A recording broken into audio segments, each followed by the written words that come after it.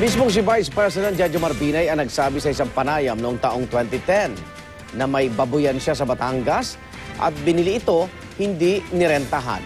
May mga larawan din ng pamilya Binay sa kontrobersyal na lupain sa Batangas.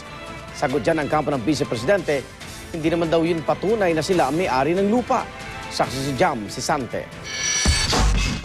So yung Batangas is how many hectares? Kasi mayroon ako yung sa babuyan. Mga 10 hectares, 11? Mga around 10 hectares. Namana niyo yun? Binili. Mismong si Vice President Jejomar Binay ang nagsabing may baboyan siya na kanyang binili sa Batangas. Base sa recording ng panayam sa kanya ng journalist si Raisa Robles noong 2010 na ipinarinig sa Senado kanina. Bagamat hindi malinaw kung yan ang tinukoy ni dating Vice Mayor Ernesto Mercado na nasa kontrobersyal na lupain sa Rosario, Batangas, wala namang ibang baboyan sa Batangas na inamin ng kampo ni Binay maliban sa ibinenta ng JCB Farm na nasa parehong lupain. Ang pagkakaiba lang, iginigiit ng kampo ng Bise na inupahan lang ito taliwas na nabanggit sa recording. Sa parehong panayam ni Robles, binanggit din ni Binay na may bahay siya sa Batangas. Okay, personally, and kung anuhin niyo yung family, how many houses? Bahay namin sa Batangas. Hindi rin malinaw kung ito ang nasa kontrobersyal na lupain sa Rosario.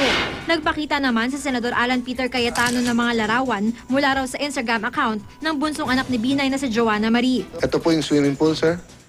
October 22 sa inspection ng Senado. The next one. Tignan niyo po, sabi niya, our place in Batangas. Patuloy na iginigiit ng negosyanteng si Antonio Chu na siya ang may-ari ng lupain sa Rosario. Patunay raw ang ipinakita niyang memorandum of agreement nila ni Laureano Gregorio Jr. na binilhan niya ng 145 hectares na lupain sa halagang 400 million pesos. Nakasaad dito ang kailangang maibigay ang lahat ng titulo at papeles kaugnay sa bentahan sa Sunchamp Real Estate Development Corporation ni Chu. Pero may puna ang mga senador.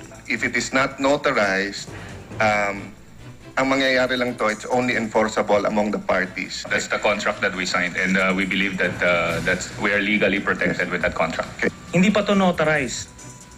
Baka nga kagabi nyo lang to i-print eh. For all you know eh. Di ba? Oh, don't smile. Ha? Mr. Chu, Hindi nakakatawa to. Question din ng mga senador ang madalas na pagpunta roon ni Dr. Elenita Binay, misis ng Bise. Sagot ni Chu, naroon pa rin ang Orchids Farm ng Doktora na ayon sa kampo ni Binay ay umuupa roon. Kung si Gregorio lang ang kausap ni Chu gaya ng gate niya sa bentahan ng lupa, bakit daw may kaugnayan kay Binay ang ilang may-ari ng lupa na bumubuo sa Rosario property? Posible ba na si Mr. Gregorio, Laureano Gregorio, ang dami ng Vice President? Your Honor, meron po kayong sariling opinion, nire-respeto ko po. Pero, Opinion niyo po tinatanong ko, hindi opinion ko. Ano opinion niyo, sir? Your Honor, Anong opinion ni Mr. Chu?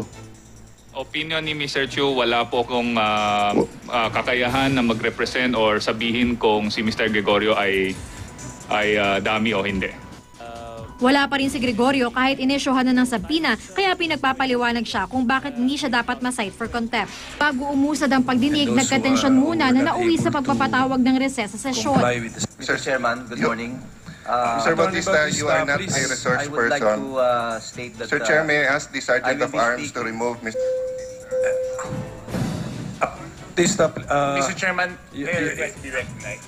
Mr. Chairman, Congressman is also not a resource person.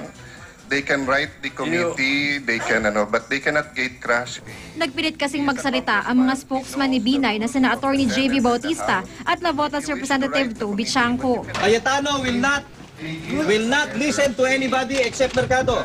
Gusto raw nila sabihin nagsisinungaling si Mercado na itanggi nitong na-ospital siya at binisita siya ni Interior Secretary Mar Rojas. Kung may maipapakita po si Vice President, nakatibayang ako'y na-ospital sa alinmang klinik o ospital sa buong Pilipinas.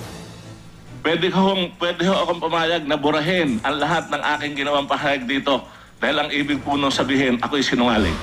Ito po ang patunay. Mercado is a lying witness.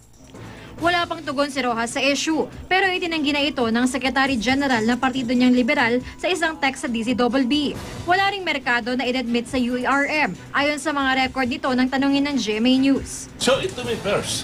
Then I'll answer. Pero na-hospital po ba kayo, Vice? Hindi. Definitely hindi.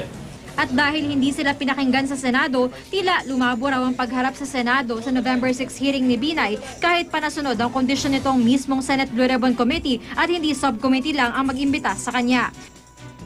Sabi rin ni Binay, hindi pa siya tiyak sa pagdalo kahit kinumpirma niya natanggap na ang imbitasyon. Sabi ko sa inyo, huwag tayo mag-speculate kung iimbitahin nga ako o hindi. O di, ngayon, nasa akin na yung imbitasyon, ipapag-aralan ko naman yan. Nabanggit niya ito sa dinaluhang aktibidad sa Camarines Sur kung saan inendorso rin siya sa pagkapangulo ni Manila Mayor Joseph Estrada sa ngayon.